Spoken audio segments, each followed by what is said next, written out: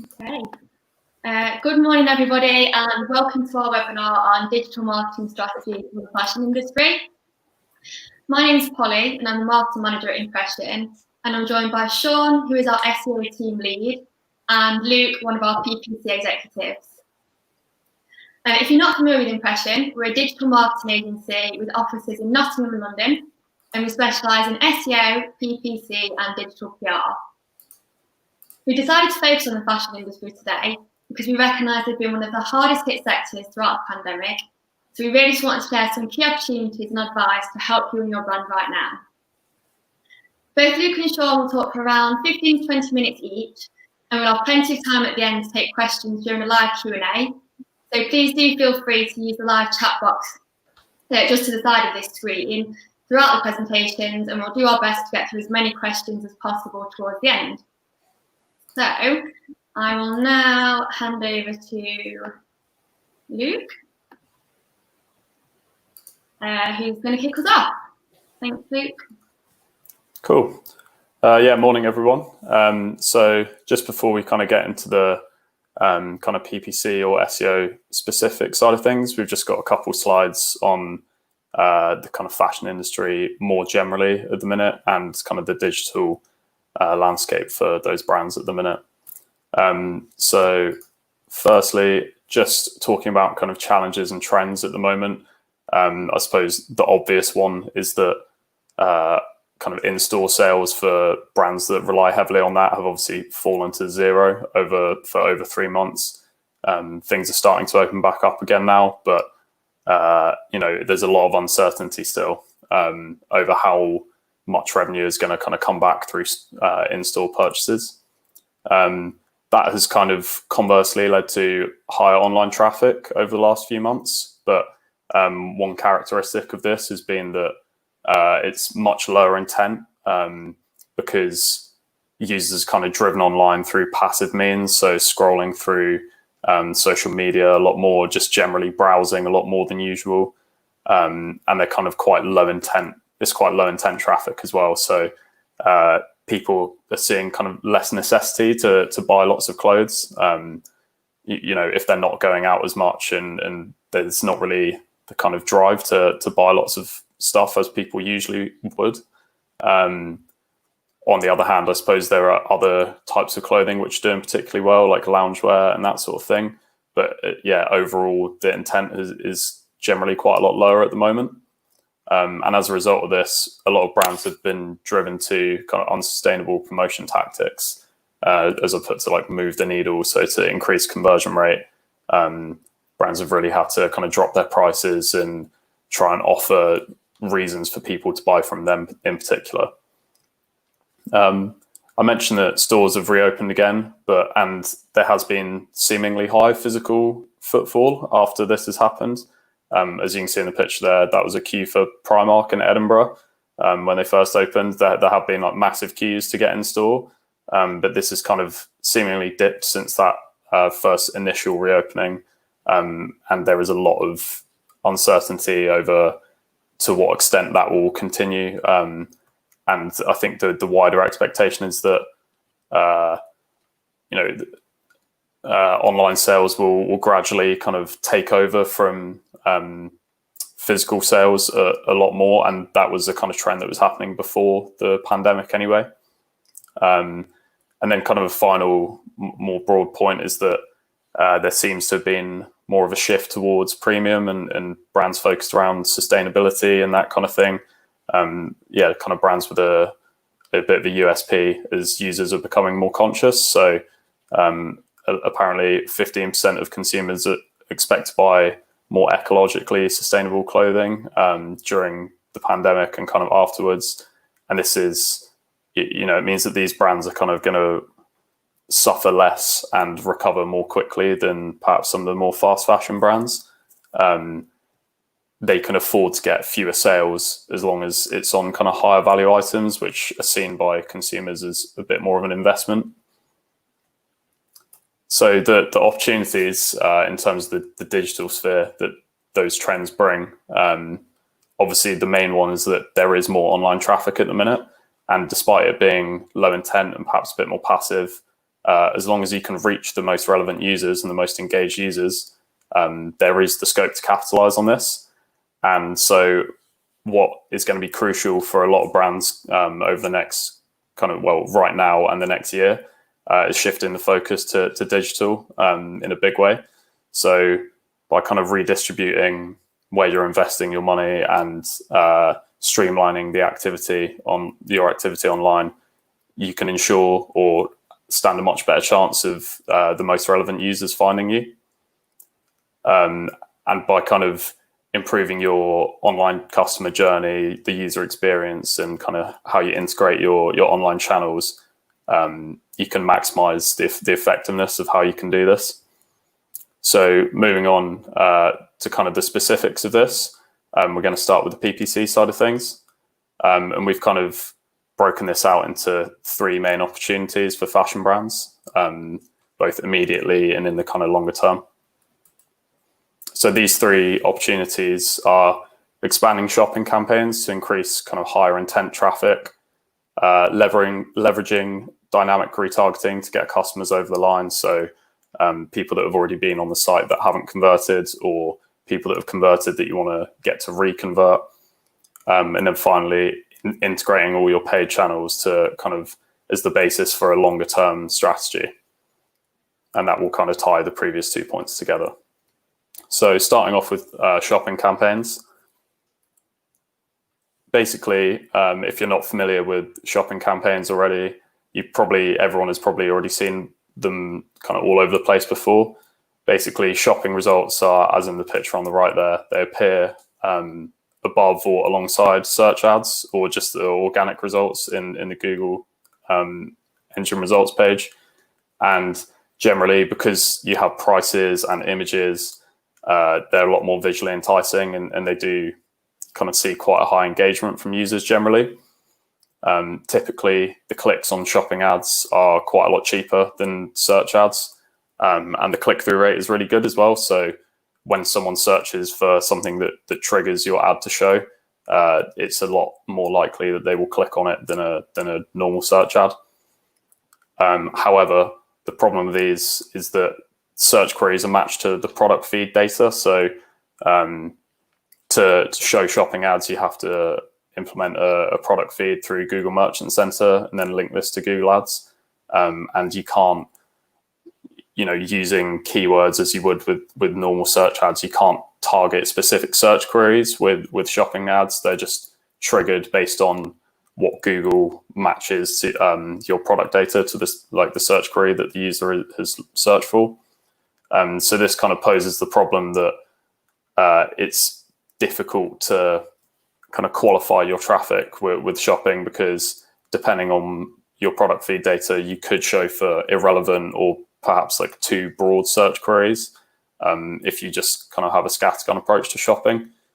However, there are kind of methods to mitigate this potential problem, and that's kind of what we're going to go through. So you'll find that fashion brands can leverage shopping campaigns to capture a lot of branded search intent, but also high intent non-brand search queries. And because the shopping space is typically kind of quite high in click-through rate, and the non-branded kind of search queries are not necessarily as competitive as search campaigns would be, you can kind of leverage your feeds and the methods that we're about to go through to make sure that you're appropriately setting your bids and budgets for when people are searching for specific things that you want to show for. So just kind of touching on why fashion brands should be looking at this now. Because traffic is so high at the moment and click-through rate is relatively low, because of what I spoke about before, with users being a bit more passive and potentially just browsing and sat on their phones a lot more.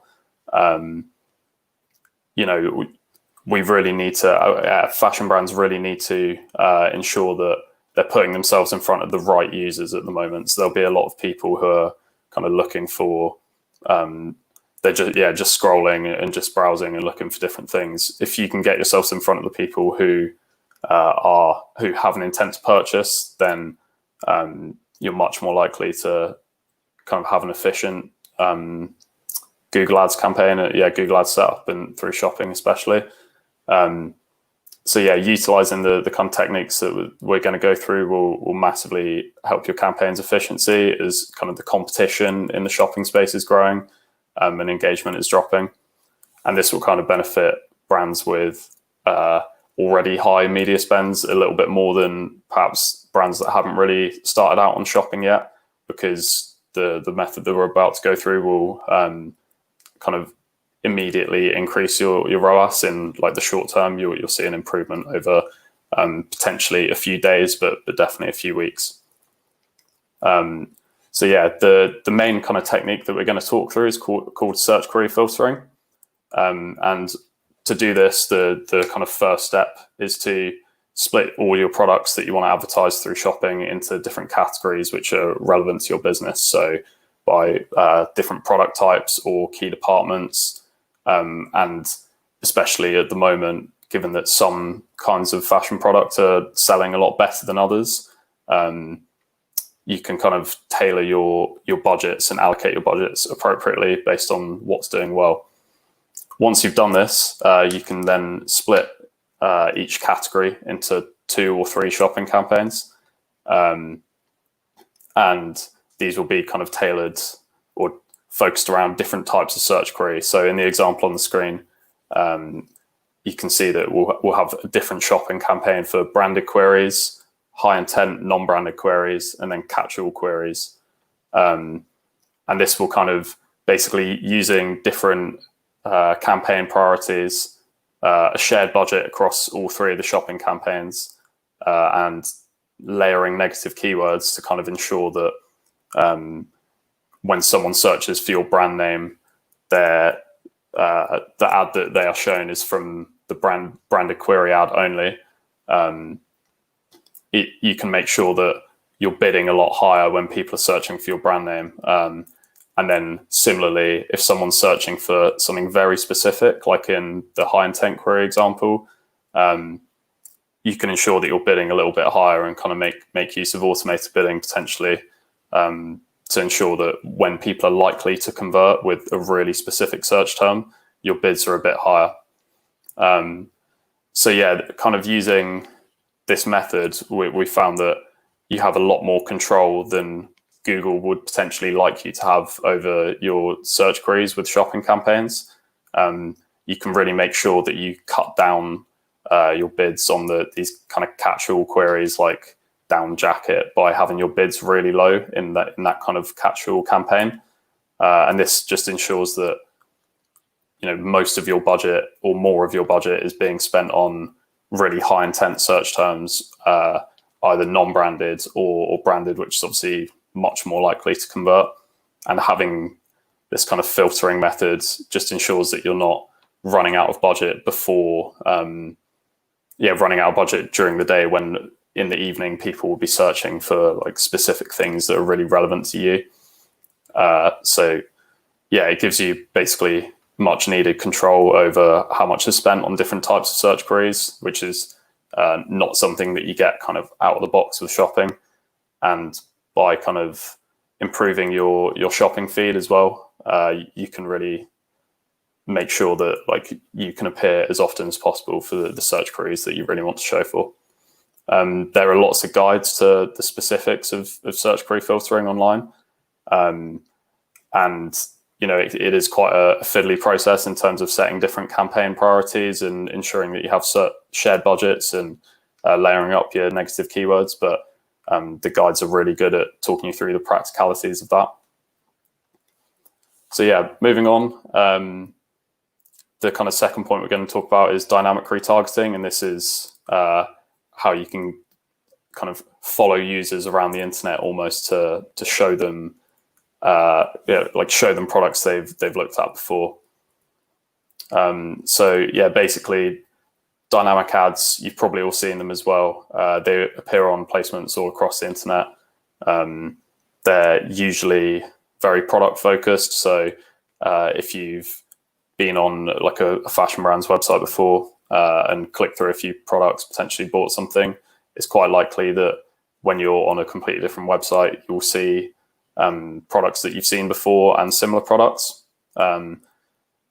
This kind of ensures when you're running these ads that you're showing previously engaged users products that are relevant to them. So it's not just if someone's been on your website, say you sell coats and shoes and someone had been on your website and only looked at coats, you don't want to only show them an ad that like has loads of shoes on it because it's not necessarily relevant. So yeah, it's like dynamic retargeting is a really effective way of increasing engagement through the display network. And the other benefit is that the clicks are generally incredibly cheap compared to search and shopping. Sometimes below kind of 10p a click, which is great. However, if you don't kind of target or set up your campaign so it's targeting a very specific audience effectively, it can be incredibly costly because the reach can be so high. So, if it's anyone who's been on your website before, that can kind of mean that you're showing ads to people who aren't really engaged at all. They've just kind of clicked on and then maybe bounced off after a few seconds. So you need to make sure that you're targeting effectively. And if you don't kind of set the campaigns up right, you can also cause what we call ad fatigue. So if people are, if this ad is following you around every single website that you're visiting, you're probably going to get a little bit annoyed that you keep seeing it. And it might even put you off going back to that brand in the future. And we do kind of see that fairly regularly. So kind of in terms of why fashion brands should do this now, we kind of think that by using these like visually enticing images and only showing them to engaged users who are like previously looked at specific products, you can really separate yourself from other advertisers that are like trying to compete in this suddenly much higher online, much higher competition and traffic online world, I suppose. And yeah, it kind of helps you, it stops you from getting lost in the crowd, and appearing across platforms not too frequently, but enough prevents you from kind of, or it keeps you in customers' minds and just make sure that they're more likely to come back. So the kind of important things with strategy for this are making sure that you're going after like priority audiences. So when you set up your dynamic retargeting campaigns, you want to split it out into different campaigns based on like the most engaged types of user. So in this example, we've kind of got high engagement users, which will be users based on your analytics or your Google Analytics kind of setup that have visited more than the average number of pages in a single session, or they've spent more than the average amount of time on site. So this will be kind of the top level, people that are engaged, but they haven't converted and they haven't necessarily added anything to cart or anything like that. Further down the funnel, you've kind of got people who have added particular products to their cart and, were close to a purchase, but just for whatever reason fell out of the funnel at the last minute.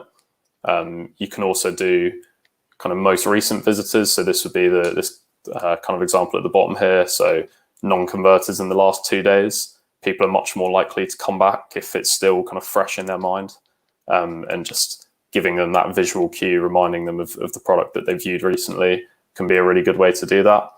And then finally, you can use kind of customer lists. So if you're capturing users' emails through newsletter signups or anything like that, or kind of past converters, you can also set up audiences for those as long as it's GDPR compliant. So Google will then use like customer match to try and show ads to those users that are already kind of brand aware. This allows you to kind of separate your budgets and bids based on how these different audiences perform. So typically the kind of cart abandoners would be the best performing audience. And as such, you can allocate more budget and higher bids to those users. And then to prevent this kind of ad fatigue and just ensuring that your campaigns are as efficient as possible and not wasting loads of money, you can use things like frequency capping, which stops your ad from being shown to the same user too many times in a single day or a single week. Exclude certain placements and audiences. So if you want to make sure that you're only showing to a certain age demographic and you're never appearing on a certain type of website, you can do so. And then if you want to make sure that you're only showing your highest value products and never really showing accessories, then you can optimize your shopping feed to then apply an inventory filter, which will only show products based on certain criteria. So that should kind of improve the average order value and the efficiency and kind of relevance of your campaign. I guess the brands that will kind of benefit from this the most are those that are looking to widen their reach as quickly as possible, given the current climate, and kind of get their name out there in the online sphere. For example, I've kind of seen that H&M have been doing this a lot recently. The ads are kind of following me around quite a lot. And yeah, that is something that I don't think they've necessarily been doing as much before. And that is probably the result of not having, their physical stores have been shut for quite a while until recently. So they're obviously shifting their focus online quite a lot. So finally, kind of tying those 2 points together and looking further down the line, we're looking at how you can integrate your different paid channels for a more efficient digital strategy. So the most important thing is not to take a scattergun approach to each channel. You don't want to show to kind of all audiences and all users on every channel in the exact same way, because again, you can get ad fatigue and it's going to cost you a lot of money. So you want to target users at different stages of the funnel on different platforms with different types of campaigns. So, for the brand awareness stuff, you might want to use on social media kind of prospecting campaigns, which are targeting audiences based on interest. You might want to use your kind of casual shopping campaigns just to sort of get your name in that top result in Google search.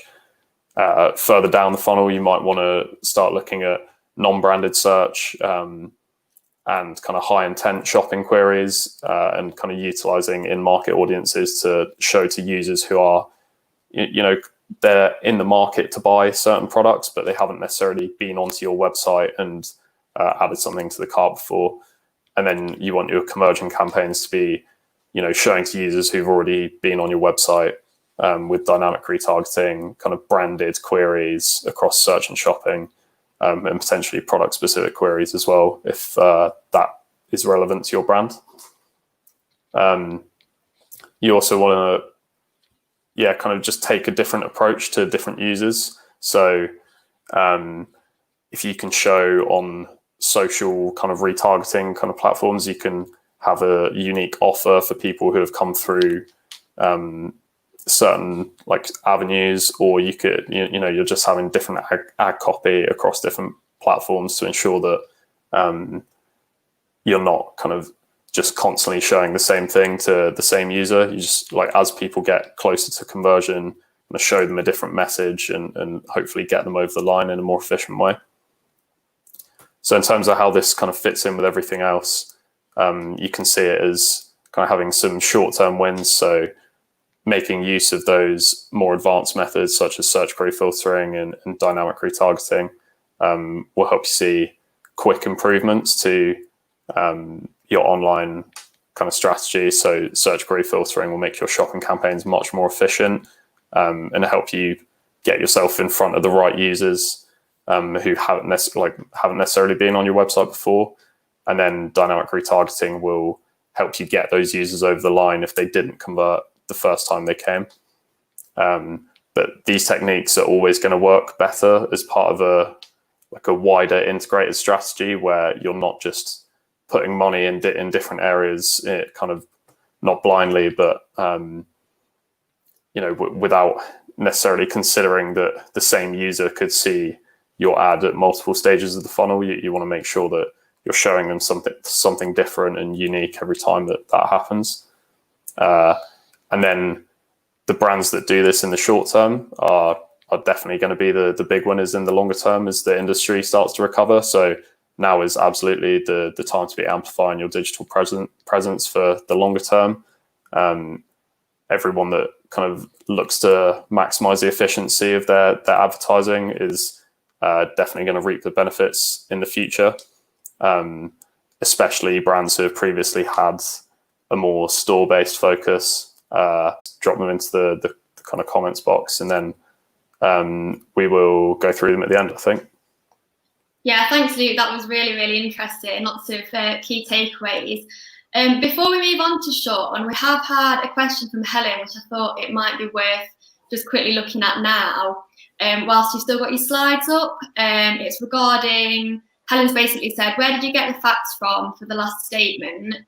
There is a slight delay on the live stream, but I believe it was from one of the slides just before you went into the first opportunity. Okay, so I'm assuming that was about the expectation that that sales for the fashion industry will shift predominantly online over time. Obviously, it's difficult to actually claim that any of this is a fact at the minute, and I don't think about sustainability. Sorry. Yeah. So again, it's difficult to assume that any of this is certain and a fact, and I think I was clear about that at the start. But there's a lot of expectation. I think that particular point came from something that McKinsey did, which they've done like a big release on the fashion industry in 2020, and it's like a coronavirus update, they called it, I think. They had a whole section in that about luxury brands and sustainable brands, which expected that in the future they will be the quickest to recover from this, because people, like users, will become more conscious and think about what they're spending a little bit more now that there's not the kind of necessity to go out and buy lots of things all the time. Hopefully that answers the question. Yeah, Helen says fab, so I think it has. Okay, yeah. Cool. If anybody else does have any questions, as I said, we will have time at the end, so do keep them coming through. I will now bring Sean back in. Thanks, Luke. I'm just going to remove your slide.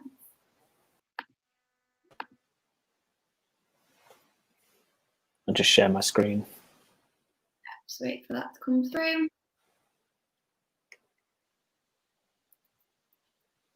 I think it's been a bit slow now, technology. Yeah, we'll get there.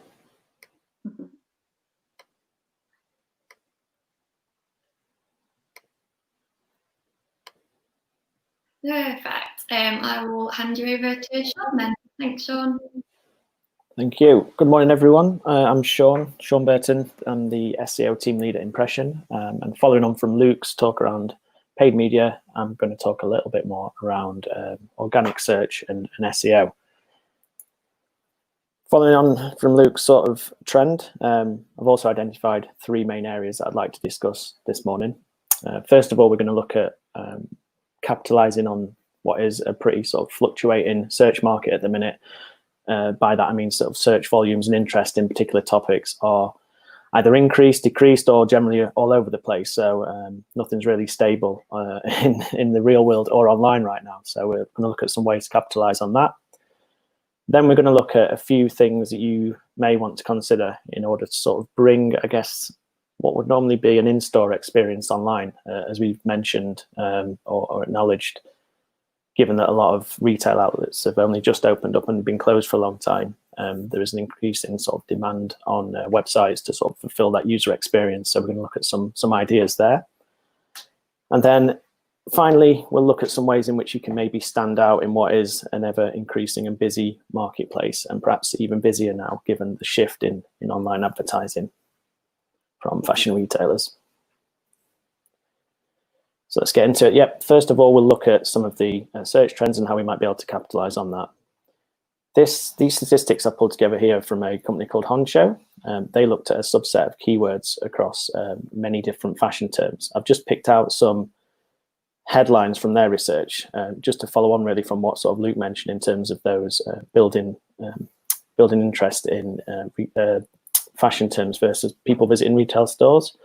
And they found that from looking at their keyword sets, that search interest for fashion brands and clothing brands dropped by mid-March, so when lockdown really kicked in, by 45%.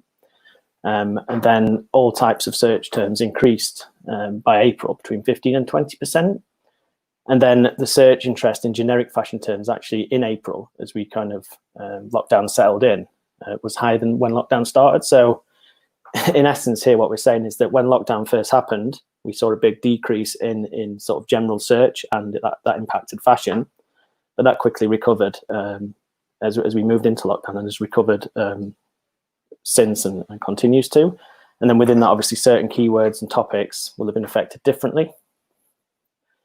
So I thought to start off, it would be worth just kind of setting the scene in terms of like how habits are changing and how this is impacting, I guess, certain topics and fashion.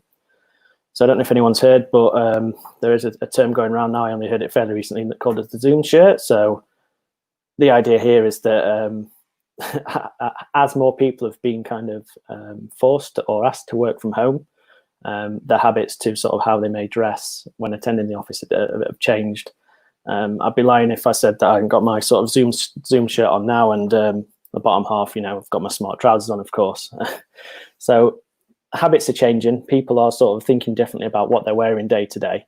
And in this example, I just thought it was quite interesting, given that we are professionals. We probably are working from home, and that's impacting kind of how we think about what we buy and what we wear. In addition to that, another area I looked at was actually habits around, I guess, exercise and what people might wear in the leisure time. So we know that the lockdowns had an impact, or the pandemic in general has had an impact on gyms and sports facilities, or even to kind of sports participation. That's led to a huge surge in sort of people looking at different ways that they can keep active and healthy throughout this period. So 63% of people across the first 6 weeks of lockdown identified exercise as sort of vital for their mental health. Within that then became different sort of demands for different types of clothing or footwear to help people kind of feel comfortable and sort of prepared with their exercise. So I guess, how can we capitalize on this? One of the first things I would tend to recommend to people is sort of get familiar with what is trending, and look at the terms related to your website, and understand where those fluctuations might be happening, and sort of what's current and what's popular at the minute. A great way to do this would be to use Google Trends, which is a free tool provided by Google, and it analyzes sort of popularity over top search queries. And you can filter that by region or language, and it'll plot that into a graph so that you can clearly see what's popular, what's trending, what's decreased. So thinking back to the examples I sort of mentioned, where we're looking at sort of, I guess, the workspace and recreation and leisure time, this Google trend is actually for leisure wear. So if we're thinking about, like I say, the Zoom shirt and how people might want to feel comfortable at home, we can quite clearly see, as lockdown kicked in, a huge spike around the term leisure wear. So appreciate that's quite a broad term. So my recommendation here would be to start with your broader terms in Google Trends, but then really look at the related queries alongside that. In this example, we can see that loungewear is the most popular query that's sort of driven this spike, but then there are other sort of related queries that have trended upwards. So we've got keywords there around loungewear sets, or specific categories around ladies and women. So from that, we can deduce that people are actually looking for more than one item, and perhaps the female gender is maybe more interested in this than male. So the point here really is just to go a little bit more granular with the broader queries and start to pick out ideas and different sort of specific trends. If you focus on those related queries, you'll then be able to understand the market in a little bit more detail, and then you'll be able to start considering that within your sort of website content and structure and navigation. Again, the example I spoke around was exercise and recreation. We can see a clear spike in the term running shoes as lockdown actually progressed, and we can see that interest has still remained high. It's much higher than it was at this time last year. So although, again, similar to retail stores, gyms have now reopened, there's probably some uncertainty there through like kind of people participating in gym activities. People are probably much more comfortable exercising outdoors as they have been doing, particularly while the weather's good. And also there's obviously a cost-saving exercise to not going back to the gym. So if you think back to the 2 points, I guess in terms of the loungewear, we could see this was quite a short-term trend, big spike in interest when lockdown started, and then that's decreased and perhaps is even lower than it was at this time last year, whereas some keywords like running shoes, they peaked and they still remain higher than last year. So Google Trends is a really good way to understand what's happening around the sort of key categories and search terms that you're trying to target. Similarly to how I mentioned related queries, what we can also do is look at related queries and similar categories and go a little bit more granular. So here I've identified alongside running shoes, we've got other sort of rising keywords in rising interest. So we've got best beginner shoes, best beginner running shoes, and best running shoes for shin splints. Now these keywords are not particularly commercial, they're more informational.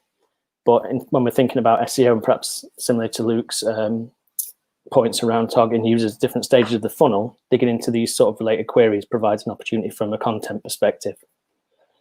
If we look at and try and assess the opportunity within each keyword, we can then start to build out a content strategy. So obviously the keyword running shoes is really high in volume, but it's typically going to be tough to rank for. There's a lot of competition there.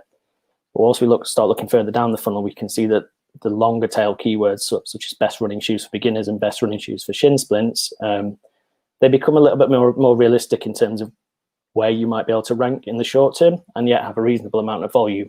And it'll serve a dual purpose in terms of bringing traffic to the site, but it'll also aid you in terms of building up the topical authority of your website and your content, so that you're more than just, I guess, a e-commerce site with a bunch of categories and products. You're also supplying relevant, helpful, useful information to your users. Another great way, moving on from Google Trends, to identify the sort of popular terms on for your users is to actually use Google Site Search. So as websites generally expand, they can become difficult for users to navigate. Google Site Search provides a solution to this problem for users, but it can actually also be really beneficial for marketers and webmasters to understand how users are searching and what products they're looking for across the website. The great thing is it's free to access within Google Analytics. It's already there. It's really easy to set up. If your site doesn't have a site search, there are multiple third-party platforms that will plug in to your website to allow you to enable site search, and there are also many plugins available with popular content management systems. To navigate to this report, you just use the behavior section in Google Analytics on the left-hand side, and then you'll see the site search in the overview. So once you go into that report, if it's enabled, you want to start reviewing it. In here, you can identify the most sort of popular search terms over a particular date range. And if you've had this enabled for a longer period, you can then analyze the trends versus like the previous year. So in this example, we can see here that there's a few different terms, but we can see that socks are less important this year than they were last year. But leggings have actually increased in interest, and also sale as a keyword has also increased in interest. So that may be down to the fact that people aren't so worried about socks, given that they're in the house a lot more, but they want to sort of be comfy, and they're looking for leggings probably in terms of that loungewear trend that I mentioned. But here, what you really want to be doing is ask yourself why people are searching on these terms, and ultimately, like, how easy are these products to find within your website structure? Because they may be searching on these keywords because they're more popular at this time of year versus last year, but it may also indicate that users are having some difficulty navigating to these categories. So from this, you can then start to unpack the information and look at how you can make these pages more accessible in fewer clicks from your homepage or from other key categories across your website. So that rounds up opportunity 1. Now we'll look at opportunity 2, where we're going to look at some tips to maybe sort of bring that in-store experience into your website. The first thing, and there's been many a talk on mobile experience. Mobile search is not a new thing. It's been around for a long time, but I think as SEOs and search marketers, we still need to sort of keep banging that drum with our clients. And when we're looking at websites, we are always looking at kind of how does it perform on a mobile device. Broadly speaking, and say broadly because there are a lot of different facets to this and a lot of work is required often to improve websites from a mobile perspective. But you want to be looking at things like your page speed, first of all. Make sure that it's quick to load for users that aren't necessarily always on Wi-Fi. So across different sort of networks, make sure that the pages on your website load quickly so that you don't lose your users' attention and they don't bounce straight away because of a poor experience. Of course, then you also need to consider the site design. Make sure that actually the content is reflectable on mobile devices. It's easier to navigate. The purchase process is straightforward. And then off-site, you perhaps want to be looking at how your website is represented in the search results, because snippets in search results do present slightly differently on mobile devices versus desktop. And you can also include structured data or rich snippets alongside some of your pages to enable them to stand out even further on mobile. In terms of actionable advice around mobile, the first thing I'd recommend is start to look at how your traffic is arriving at the site across different devices. As I say, we normally recommend mobile as a strategy to our clients, but for some industries, the users are still predominantly on desktop devices, so it becomes less of a consideration, but particularly within fashion and particularly within the current climate, generally speaking, mobile device and mobile search will be extremely high. So understanding that split is the first place to start, and then digging into the performance across those different devices. So are users converting better on a desktop versus a mobile, and why is that? Or are there specific devices even where users are having a better experience than on? So say, for example, someone's got a Samsung versus an Apple. Are those actual different smartphones showing different experiences to users? To understand further opportunities, then I'd obviously recommend using the Page Speed Insights tool provided by Google, where you get a lot of technical information, but it's something that could be handed over and discussed with a web developer, where they can start to unpack and maybe action some of the findings of any report produced by Google. And alongside that, also just using the mobile-friendly test to assess how usable the site is and if there are any errors being flagged by Google. In terms of practical advice, in terms of on-site, what I'd recommend is actually updating and looking at your page category structures.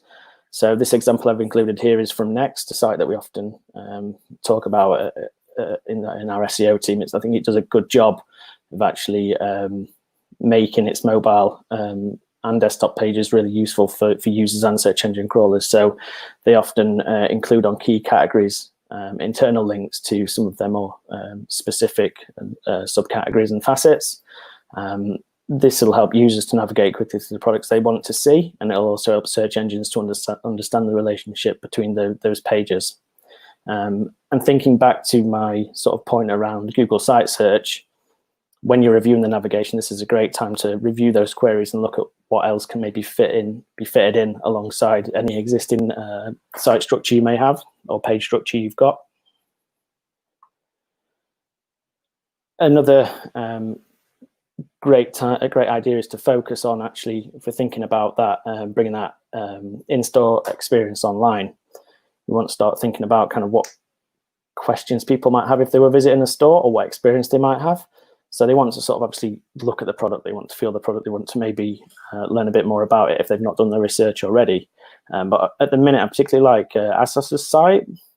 They do have a lot of, I guess, informational content geared at users, but in terms of the actual purchasing process, I just find that the sort of fit assistant that they've got will probably reduce their return rates quite significantly.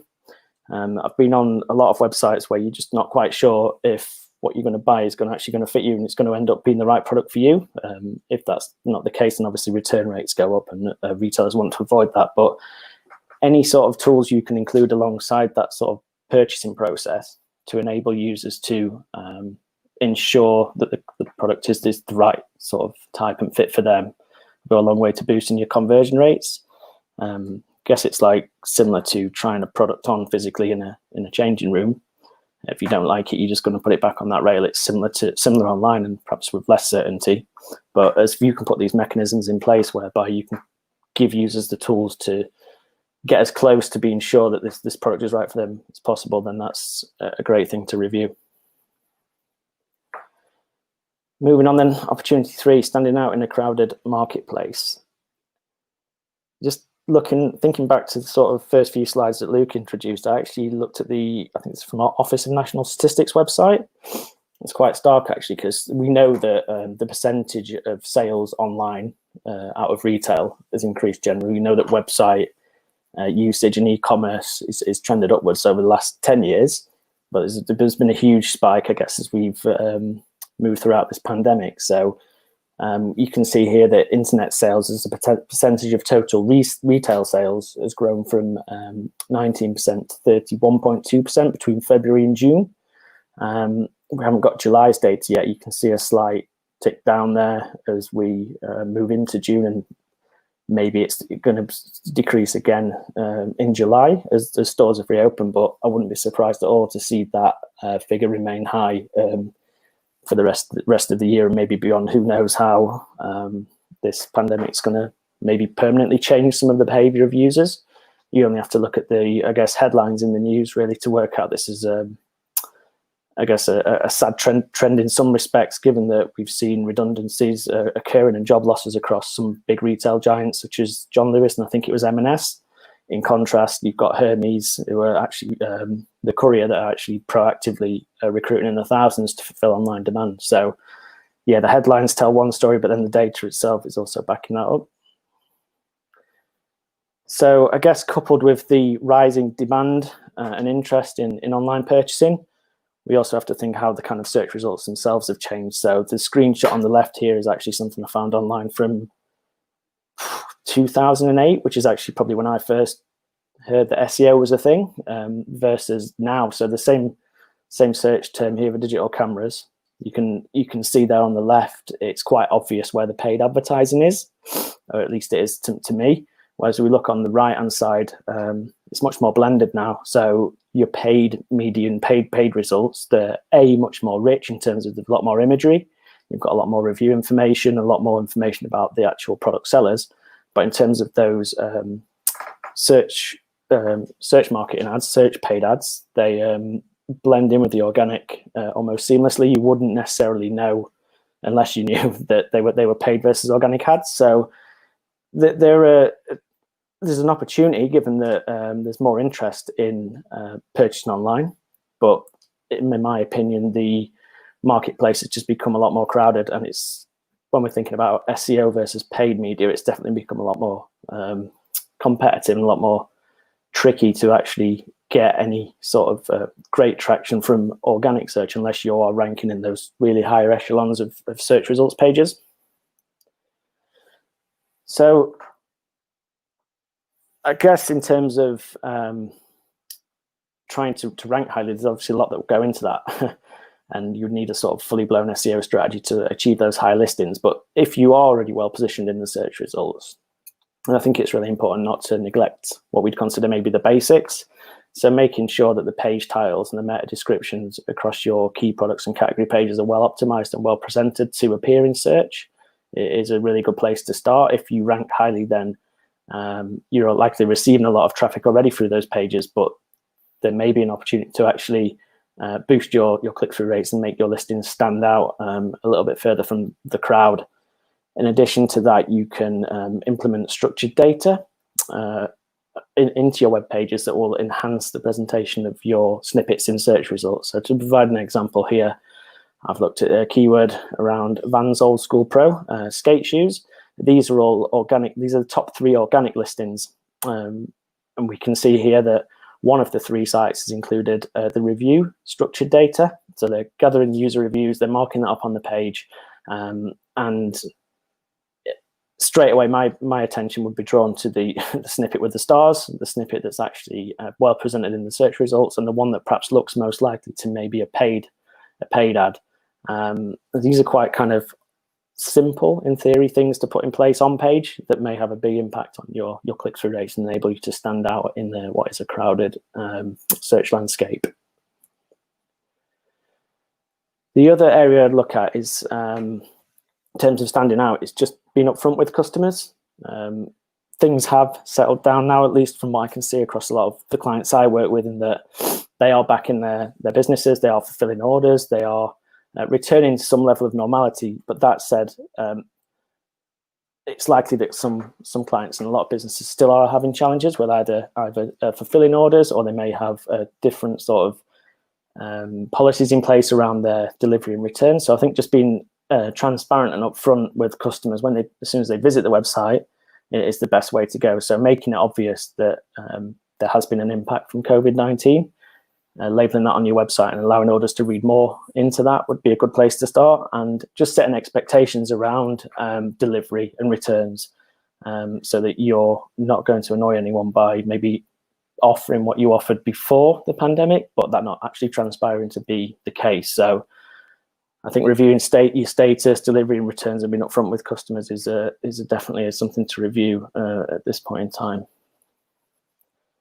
And then more in terms of like off page, Google have a great resource online at the minute for Google My Business. So if you are a purely online retailer, this may not be so relevant, but if you do have a bricks and mortar store and a retail business that users can visit, then I'd really recommend making use of Google's existing features within Google My Business. So they've got a resource that I've linked in the slide here that will give you all you need to know. But essentially, they have a feature within Google My Business that allows you to stay connected with customers during COVID-19. So it allows you to drop in specific updates around your business, and that might be impacted by COVID-19. So in this example from Zara, we can see here that they've said that the opening hours may be affected by COVID-19 and visit their website. You can also update your business hours for a short period over this crisis. And you can also post actually directly to Google My Business, whereby your post will physically appear in the search results pages alongside your business information, just to keep customers nice and up to date. So yeah, that brings me to the end of my slides. I appreciate I rattled through that relatively quickly. There's a lot there. So if there are any questions, please let me know, and happy to take some time to answer. Thanks, Sean. Thanks both. Two really good presentations. I'm sure everyone will agree they're really helpful and lots of key takeaways in there. We haven't actually had any questions through. We'll just see if any come through now on the live chat. But if not, if anybody thinks of any questions later, I will be sending out an email to all of our sign-ups. And within that email, Sean and Luke's direct email will be in there in case you do think of any questions that you want to ask them. I'll also share a link later on to the replay of the webinar and both Luke and Sean's slides if you do want to look back through them or rewatch the webinar. But if we don't have any questions, just thank you to everyone for coming. I hope that it's been useful and that you've enjoyed it. And thank you to our two speakers, Luke and Sean. Thanks, everyone. Thank you. Thanks.